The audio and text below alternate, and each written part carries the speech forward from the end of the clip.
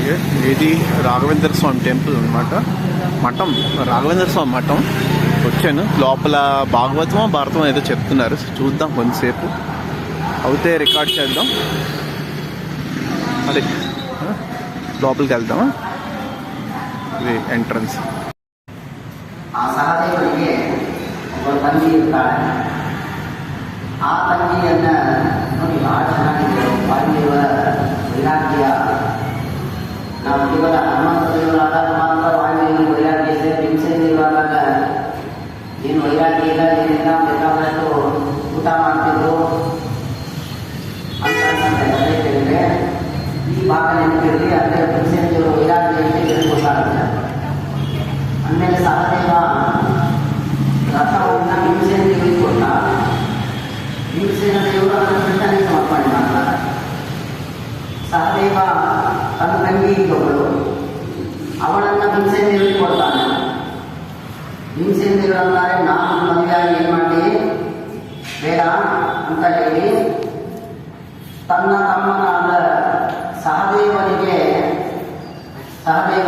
ಇವುಗಳನ್ನು ನಾನು ಕರ್ಕೊಂಡು ಹೋಗ್ತೀನಿ ಅಂತ ಭೀಮಸೇನ ದೇವರು ಸ್ವೀಕಾರ ಮಾಡ್ತಾರೆ. ತಂದು ಸಹದೇವನಿಗೆ ಕೊಟ್ಟು ಮದುವೆ ಮಾಡಿಸ್ತಾರೆ.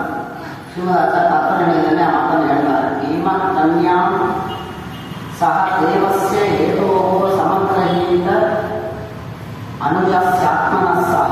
ಭೀಮಸೇನ ದೇವರು ಸಹದೇವನಿಗಾಗಿ ಆ ಕನ್ಯೆಯನ್ನು ಸ್ವೀಕಾರ ಮಾಡಿದ್ರು. ಯಾರು ಅಂದ್ರೆ ಏಕಾಪೂರ್ವಂ ಕೇಶವಿನೋ ಶೈವ ಭಾರ್ಯ, ಅಶ್ವಿನಿ ದೇವತೆ ಮಡದಿಯವರು, ಉಷಾ ಎನ್ನುವ ದೇವತೆ, ಅವಳೇ ಈಗ ಜಲಾಸನ ಮಗಳಾಗಿ ಬಂದಿರ್ತಾಳೆ. ಅವಳ ಮೂಲಕ ತಗೊಂಡು ಭೀಮಸೇನ ದೇವರಿಗೆ ಅಮ್ಮನಾಗಿ ಅವಳನ್ನ ಮತ್ತೆ ರಾಘವೇಂದ್ರ ಸ್ವಾಮಿ ಟೆಂಪಲ್ ನಕುಲ ಸಹದೇವರು ಆ ಸಹದೇವರಿಗೆ ಮೂಲಭೂತದ ಹೆಂಡತಿಯನ್ನ ದೊರಕಿಸುವುದಕ್ಕಾಗಿ ಭೀಮಸೇನ ದೇವರಿಗೆ ಮಾಡಿದರು ಎನ್ನುವುದಾಗಿ ಶ್ರೀಮದಾಚಾರ್ಯರು ನಿರ್ಣಯ ಮಾಡಿಕೊಳ್ತಾರೆ. ಅಂದರೆ ನೋಡಿ, ಗೆದ್ದದ್ದು ಯಾರು, ಕೊಂದದ್ದು ಯಾರು, ಭೀಮಸೇನ ದೇವರು. ಆದರೆ ಭೀಮಸೇನ ದೇವರಿಗೆ ಏನು ಸಿಗಲೇ ಇಲ್ಲ, ಏನು ಉಳ್ಕೊಳ್ಳೇ ಇಲ್ಲ. ರಥ ಕೃಷ್ಣನಿಗೆ ಕೊಟ್ಟು ಆ ಉಷೆಯನ್ನು ಸಹದೇವನಿಗೆ ಕೊಟ್ಟು ರಾಜಸೂಯೆಯಾಗ ಧರ್ಮರಾಜ ರಘುನಾಥನ ಧರ್ಮರಾಜನ ಮುಖ ಇವರು ಏನಿಲ್ಲ, ಸುಮ್ಮನೆ ಹೋಗಿ ತಮ್ಮ ಕರ್ತವ್ಯ ತಾವು ಮಾಡಿದ್ರು.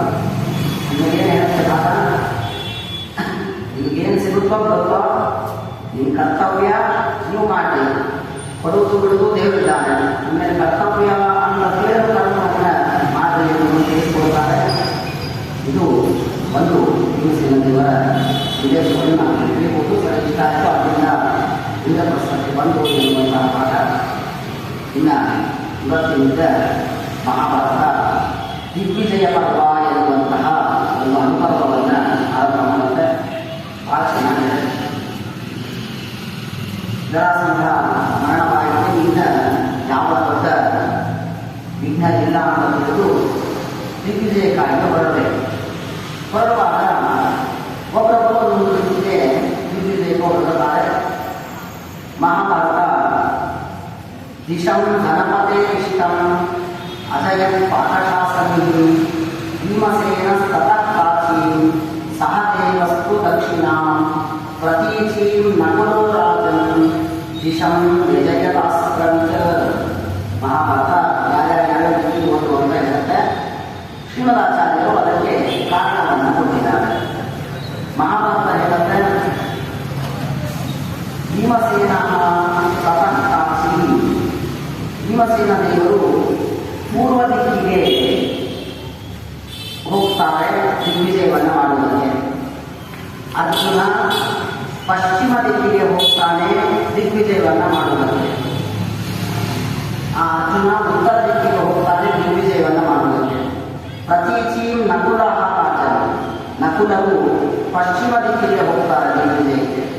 ಸಹದೇವಸ್ತು ದಕ್ಷಿಣ, ಸಹದೇವರು ದಕ್ಷಿಣ ದಿಕ್ಕಿಗೆ ದಿಗ್ವಿಜಯಕ್ಕಾಗಿ ಹೋಗ್ತಾರೆ ಎನ್ನುವುದಾಗಿ 26ನೇ ಅಧ್ಯಾಯದ ಸಭಾಪರ್ವದವರೆಗೆ ವೇದವ್ಯಾಸದೇವರು ತಿಳಿಸಿಕೊಡ್ತಾರೆ. ಅಂದರೆ ಪೂರ್ವಕ್ಕೆ ಭೀಮಸೇನ ದೇವರು, ದಕ್ಷಿಣಕ್ಕೆ ಸಹದೇವ, ಪಶ್ಚಿಮಕ್ಕೆ ನಕುಲ, ಉತ್ತರಕ್ಕೆ ಅರ್ಜುನ.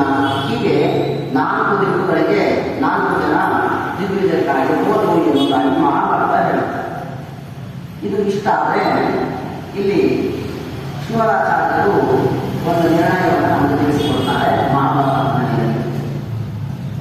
ಒಂದು ದೊಡ್ಡ ಸಭೆಗೆ ಯಾರ್ಯಾರು ಎಲ್ಲಿ ದಿಗ್ವಿಜಯಕ್ಕಾಗಿ ಹೋಗಬೇಕು ಅನ್ನೋ ಚರ್ಚೆ ನಡೀತಾಗಿರುವಾಗ ಅರ್ಜುನ ಅಂತಾನೆ, ನಾನು ಕಲಂ ಆಹಾರಯಿಷ್ಯಾಮಿ ರಾತ್ರಿ ಸರ್ವೋತ್ತಮ ಈ ಭಾರತము ಭಾಗವತము ನಾನು ಮತ್ತೆ ನನ್ನದೇ ಸೊ ಕನ್ನಡ ಅರ್ಥ ಆಗುತ್ತೆ కానీ ಇಂದ್ರದೇವರು ಪೂರ್ವ ದಿಗಭಿಮಾನಿಗಳು, ಹಾಗಾಗಿ ನನ್ನದೇ ದಿಕ್ಕಾದ ಪೂರ್ವ ದಿಕ್ಕಿಗೆ ನಾನು ಹೋಗ್ತೀನಿ ಅಂತ మీరు ఏదో చెప్పండి, భారతం కానీ భాగవతం ఏంటో నాకు చెప్పండి, కన్నడ వాళ్ళకి తెలుస్తుంది.